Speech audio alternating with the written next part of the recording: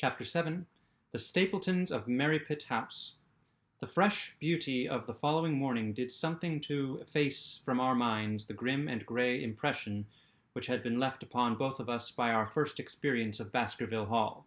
As Sir Henry and I sat at breakfast, the sunlight flooded in through the high mullioned windows, throwing watery patches of colour from the coats of arms which covered them. The dark panelling glowed like bronze in the golden rays, and it was hard to realize that this was indeed the chamber which had struck such a gloom into our souls upon the evening before. "I guess it is ourselves and not the house that we have to blame," said the baronet. "We were tired with our journey and chilled by our drive, so we took a grey view of the place. Now we are fresh and well, so it is all cheerful once more." "And yet it was not entirely a question of imagination," I answered. "Did you, for example, happen to hear someone, a woman, I think, sobbing in the night?" "That is curious, for I did, when I was half asleep, fancy that I heard something of the sort. I waited quite a time, but there was no more of it, so I concluded that it was all a dream. I heard it distinctly, and I am sure that it was really the sob of a woman. We must ask about this right away." He rang the bell and asked Barrymore whether he could account for our experience. It seemed to me that the pallid features of the butler turned a shade paler still as he listened to his master's question. "There are only 2 women in the house, Sir Henry," he answered. "One is the scullery maid, who sleeps in the other wing. The other is my wife, and I can answer for it that the sound could not have come from her." And yet he lied as he said it, for it chanced that after breakfast I met Mrs. Barrymore in the long corridor, with the sun full upon her face. She was a large, impassive, heavy-featured woman with a stern-set expression of mouth, but her telltale eyes were red and glanced at me from between swollen lids. It was she, then, who wept in the night, and if she did so her husband must know it. Yet he had taken the obvious risk of discovery in declaring that it was not so. Why had he done this? And why did she weep so bitterly? Already round this pale-faced, handsome, black-bearded man there was gathering an atmosphere of mystery and of gloom. It was he who had been the first to discover the body of Sir Charles, and we had only his word for all the circumstances which led up to the old man's death. Was it possible that it was Barrymore, after all, whom we had seen in the cab in Regent Street? The beard might well have been the same. The cabman had described a somewhat shorter man, but such an impression might easily have been erroneous. How could I settle the point forever?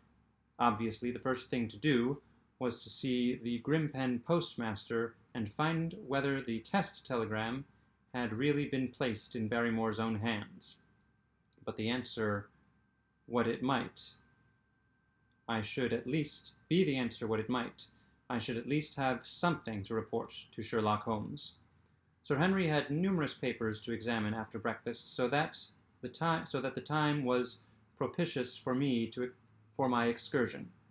It was a pleasant walk of 4 miles along the edge of the moor, leading me at last to a small grey hamlet in which 2 larger buildings, which proved to be the inn and the house of Dr. Mortimer, stood high above the rest. The postmaster, who was also the village grocer, had a clean recollection of the telegram. "Certainly, sir," said he. "I had the telegram delivered to Mr. Barrymore exactly as directed." "Who delivered it?" "My boy here. James, you delivered that telegram to Mr. Barrymore at the Hall last week, did you not?" "Yes, father, I delivered it." "Into his own hands?" I asked. "Well, he was up in the loft at the time, so that I could not put it into his own hands, but I gave it into Mrs. Barrymore's hands, and she promised to deliver it at once." "Did you see Mr. Barrymore?" "No, sir, I tell you he was in the loft." "If you didn't see him, how do you know he was in the loft?" "Well, surely his own wife ought to know where he is," said the postmaster testily. "Didn't he get the telegram? If there is any mistake, it is for Mr. Barrymore himself to complain." It seemed hopeless to pursue the inquiry any farther, but it was clear that in spite of Mr. Holmes's ruse, we had no proof that Barrymore had not been in London all the time. Suppose that it were so. Suppose that the same man had been the last who had seen Sir Charles alive, and the first to dog the new heir when he returned to England. What then? Was he the agent of others, or had he some sinister design of his own? What interest could he have in persecuting the Baskerville family? I thought of the strange warning clipped out of the leading article of the Times. Was that his work, or was it possibly the doing of someone who was bent upon counteracting his schemes? The only conceivable motive was that which had been suggested by Sir Henry, that if the family could be scared away, a comfortable and permanent home would be secured for the Barrymores. But surely such an explanation as that would be quite inadequate to account for the deep and subtle scheming which seemed to be weaving an invisible net round the young baronet. Holmes himself had said that no more complex case had come to him in all the long series of his sensational investigations. I prayed, as I walked back along the grey, lonely road, that my friend might soon be freed from his preoccupations and able to come down to take this heavy burden of responsibility from my shoulders. Suddenly my thoughts were interrupted by the sound of running feet behind me and by a voice which called me by name. I turned, expecting to see Dr. Mortimer, but to my surprise it was a stranger who was pursuing me. He was a small, slim, clean-shaven, prim-faced man, flaxen-haired and lean-jawed, between 30 and 40 years of age, dressed in a grey suit and wearing a straw hat. A tin box for botanical specimens hung over his shoulder, and he carried a green butterfly net in one of his hands. "You will, I am sure, excuse my presumption, Dr. Watson," said he as he came panting up to where I stood. "Here on the moor we are homely folk and do not wait for formal introductions. You may possibly have heard my name from our mutual friend Mortimer. I am Stapleton of Merripit House." "Your net and box would have told me as much," said I, for I knew that Mr. Stapleton was a naturalist. "But how did you know me?" "I have been calling on Mortimer, and he pointed you out to me from the window of his surgery as you passed. As our road lay the same way, I thought that I would overtake you and introduce myself. I trust that Sir Henry is none the worse for his journey?" "He is very well, thank you." "We were all rather afraid that after the sad death of Sir Charles, the new baronet might refuse to live here. It is asking much of a wealthy man to come down and bury himself in a place of this kind, but I need not tell you that it means a very great deal to the countryside. Sir Henry has, I suppose, no superstitious fears in the matter?" "I do not think that is likely." "Of course you know the legend of the fiend dog which haunts the family?" "I have heard it." "It is extraordinary how credulous the peasants are about here. Any number of them are ready to swear that they have seen such a creature upon the moor." He spoke with a smile, but I seemed to read in his eyes that he took the matter more seriously. The story took a great hold upon the imagination of Sir Charles, and I have no doubt that it led to his tragic end. "But how?" "His nerves were so worked up that the appearance of any dog might have had a fatal effect upon his diseased heart. I fancy that he really did see something of the kind upon that last night in the yew alley. I feared that some disaster might occur, for I was very fond of the old man, and I knew that his heart was weak." "How did you know that?" "My friend Mortimer told me." "You think, then, that some dog pursued Sir Charles, and that he died of fright in consequence?" "Have you any better explanation?" "I have not come to any conclusion." "Has Mr. Sherlock Holmes—" The words took away my breath for an instant, but a glance at the placid face and steadfast eyes of my companion showed that no surprise was intended. "It is useless for us to pretend that we do not know you, Dr. Watson," said he. "The records of your detective have reached us here, and you could not celebrate him without being known yourself. When Mortimer told me your name, he could not deny your identity. If you are here, then it follows that Mr. Sherlock Holmes is interesting himself in the matter, and I am naturally curious to know what view he may take." "I am afraid that I cannot answer that question." "May I ask if he is going to honor us with a visit himself?"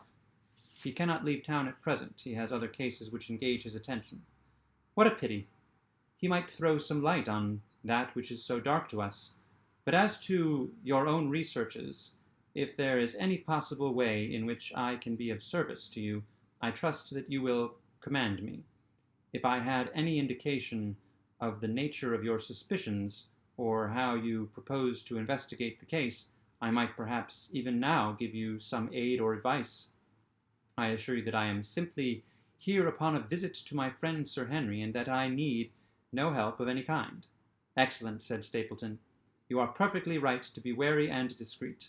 I am justly reproved for what I feel was an unjustifiable intrusion, and I promise you that I will not mention the matter again. We had come to a point where a narrow grassy path struck off from the road and wound away across the moor. A steep, boulder-sprinkled hill lay upon the right, which had in bygone days been cut into a granite quarry. The face, which was turned towards us, formed a dark cliff with ferns and brambles glowing in its niches. From over a distant rise there floated a grey plume of smoke. A moderate walk along this moor path brings us to Merripit House, said he. Perhaps you will spare an hour that I may have the pleasure of introducing you to my sister? My first thought was that I should be by Sir Henry's side, but then I remembered the pile of papers and bills with which his study table was littered. It was certain that I could not help with those, and Holmes had expressly said that I should study the neighbours upon the moor. I accepted Stapleton's invitation, and we turned together down the path. It is a wonderful place, the moor, said he, looking round over the undulating downs, long green rollers with crests of jagged granite foaming up into fantastic surges. You never tire of the moor. You cannot think the wonderful secrets which it contains. It is so vast and so barren and so mysterious. You know it well, then? I have only been here 2 years. The residents would call me a newcomer. We came shortly after Sir Charles settled, but my tastes led me to explore every part of the country round, and I should think that there are few men who know it better than I do. Is it hard to know? Very hard. You see, for example, this great plain to the north here, with the queer hills breaking out of it. Do you observe anything remarkable about that? It would be a rare place for a gallop. You would naturally think so, and the thought has cost several their lives before now. You notice those bright green spots scattered thickly over it? Yes, they seem more fertile than the rest. Stapleton laughed. That is the great Grimpen Mire, said he. A false step yonder means death to man or beast. Only yesterday I saw one of the moor ponies wander into it. He never came out.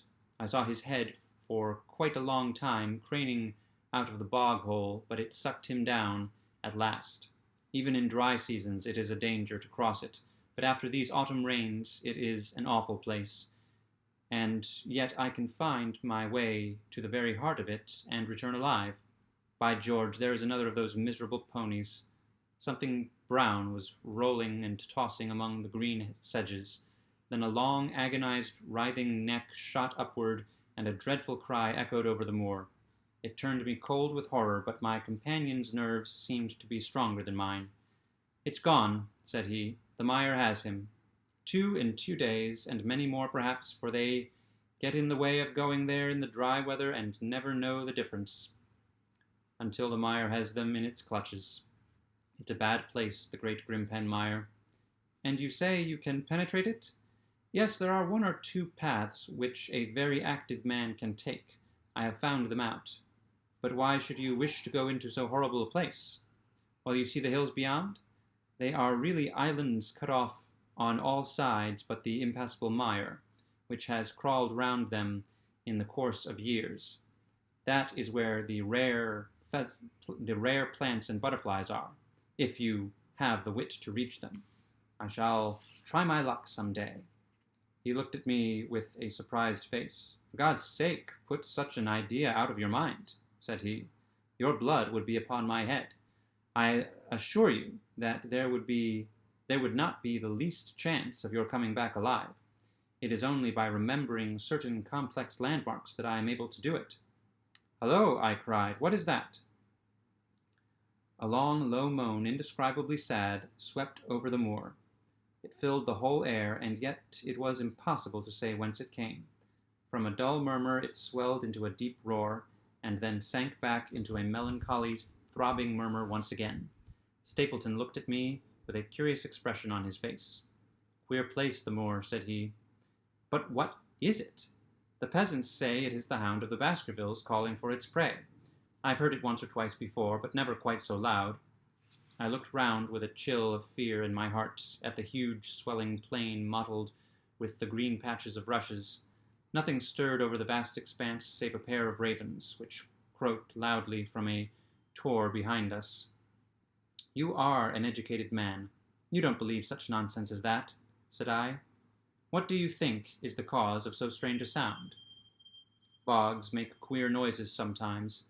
It's the mud settling, or the water rising, or something." No, that was a living voice." "Well, perhaps it was. Did you ever hear a bittern booming?" "No, I never did." "It's a very rare bird, practically extinct in England now, but all things are possible upon the moor. Yes, I should not be surprised to learn that what we have heard is the cry of the last of the bitterns. It's the weirdest, strangest thing that ever I heard in my life. Yes, it's rather an uncanny place altogether. Look at the hillside yonder. What do you make of those?" The whole steep slope was covered with gray circular rings of stone, a score of them at least. "What are they? Sheep pens?" "No, they are the homes of our worthy ancestors. Prehistoric man lived thickly on the moor, and as no one in particular has lived there since, we find all his little arrangements exactly as he left them. These are his wigwams with the roofs off. You can even see his hearth, and his couch if you have the curiosity to go inside. But it is quite a town. When was it inhabited?" "Neolithic man, no date." "What did he do?" "He grazed his cattle on these slopes, and he learned to dig for tin when the bronze sword began to supersede the stone axe. Look at the great trench in the opposite hill. That is his mark. Yes, you will find some very singular points about the moor, Dr. Watson. Oh, excuse me an instant. It is surely Cyclopides." A small fly or moth had fluttered across our path, and in an instant Stapleton was rushing with extraordinary energy and speed in pursuit of it. To my dismay, the creature flew straight for the great mire, and my acquaintance never paused for an instant, bounding from tuft to tuft behind it, his green net waving in the air. His gray clothes and jerky zigzag irregular progress made him not unlike some huge moth himself. I was standing watching his pursuit with a mixture of admiration for his extraordinary activity and fear lest he should lose his footing in the treacherous mire, when I heard the sound of steps and, turning round, found a woman near me upon the path. She had come from the direction in which the plume of smoke indicated the position of Merripit House, but the dip of the moor had hid her until she was quite close.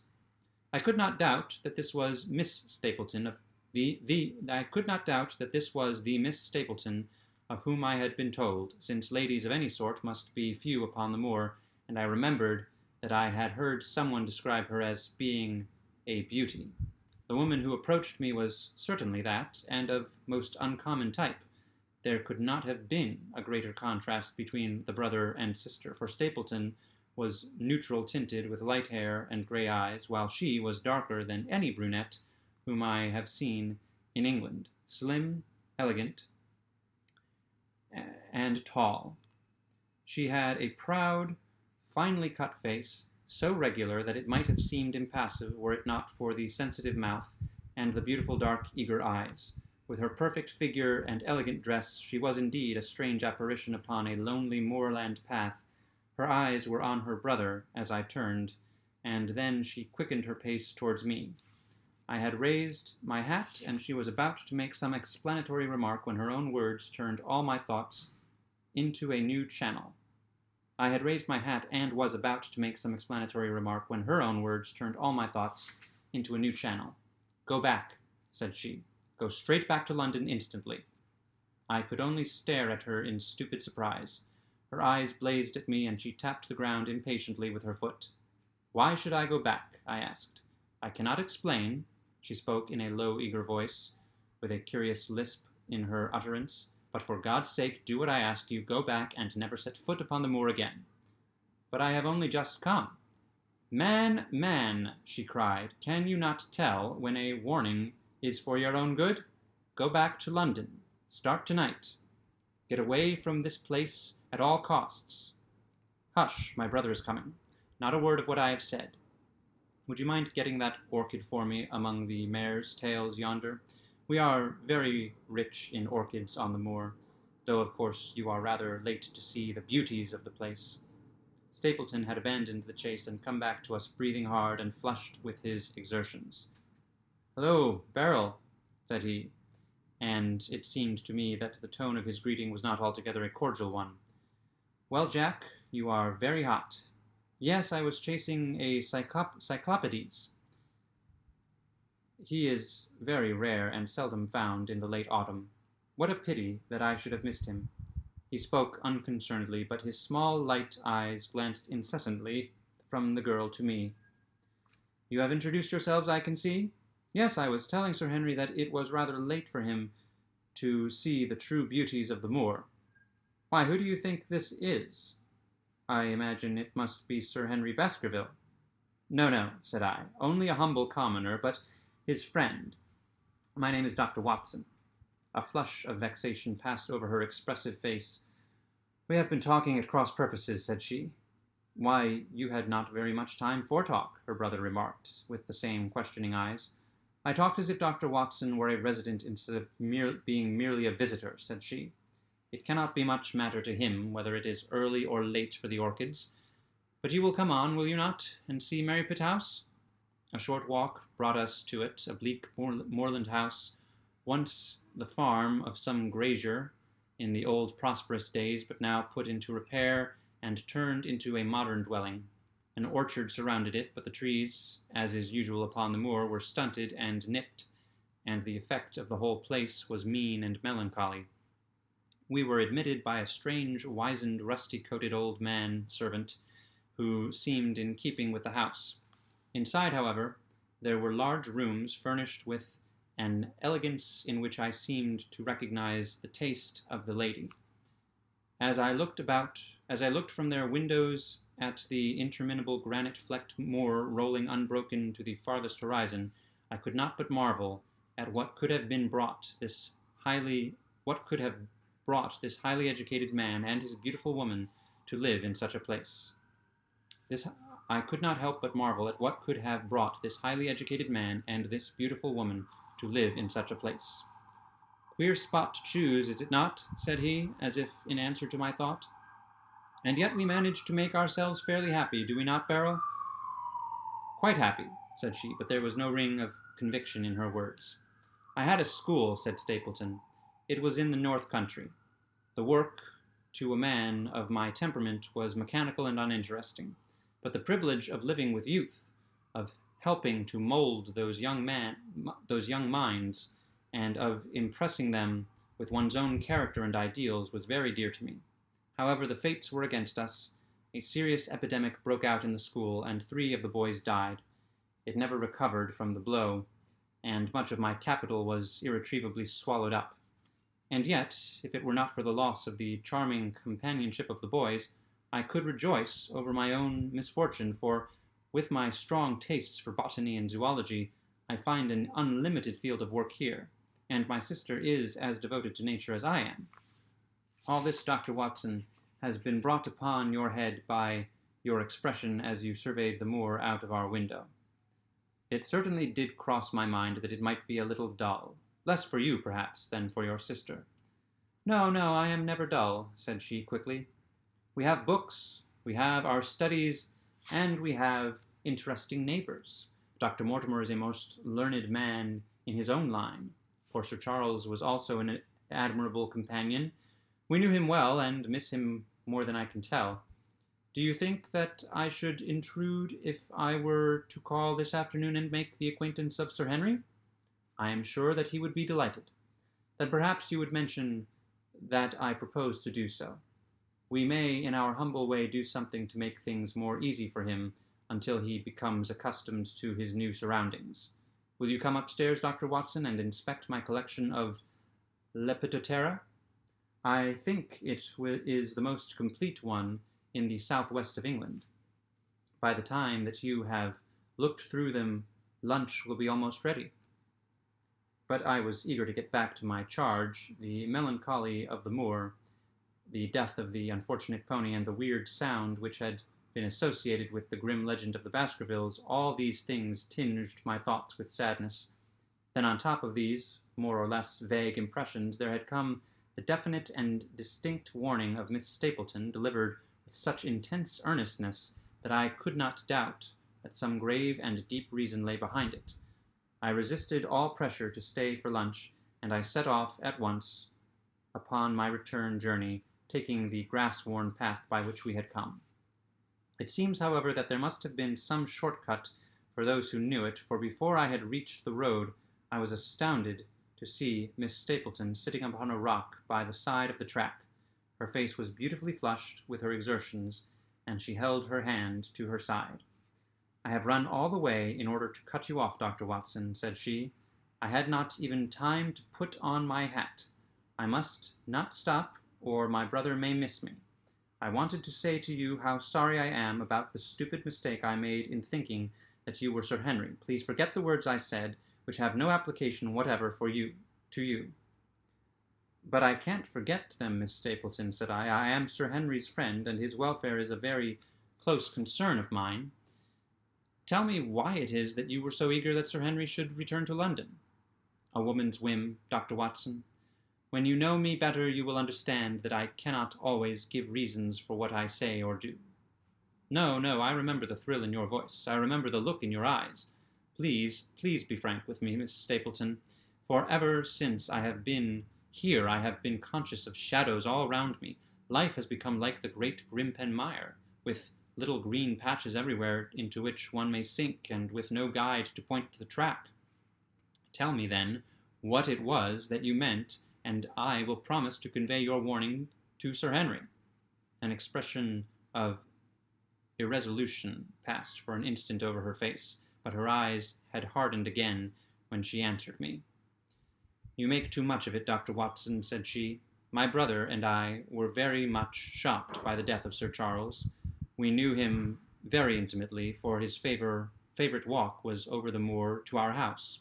He was deeply impressed with the curse which hung over his family, and when this tragedy came, I naturally felt that there must be some grounds for the fears which he had expressed. I was distressed, therefore, when another member of the family came down to live here, and I felt that he should be warned of the danger which he will run. That was all which I intended to convey." "But what is the danger? You know the story of the Hound?" "I do not believe in such nonsense." "But I do. If you have any influence with Sir Henry, take him away from a place which has always been fatal to his family. The world is wide. Why should he wish to live at the place of danger?" "Because it is the place of danger. That is Sir Henry's nature. I fear that unless you can give me some more definite information than this, it would be impossible to get him to move. I cannot say anything definite, for I do not know anything definite. I would ask you one more question, Miss Stapleton. If you meant no more than this when you first spoke to me, why should you not wish your brother to overhear what you said? There is nothing to which he or anyone else could object. My brother is very anxious to have the hall inhabited, for he thinks that it is for the good of the poor folk upon the moor. He would be very angry if he knew that I had said anything which might induce Sir Henry to go away. But I have done my duty now, and I will say no more. I must get back, or he will miss me and suspect that I have seen you. Goodbye." She turned and had disappeared in a few minutes among the scattered boulders, while I, with my soul full of vague fears, pursued my way to Baskerville Hall.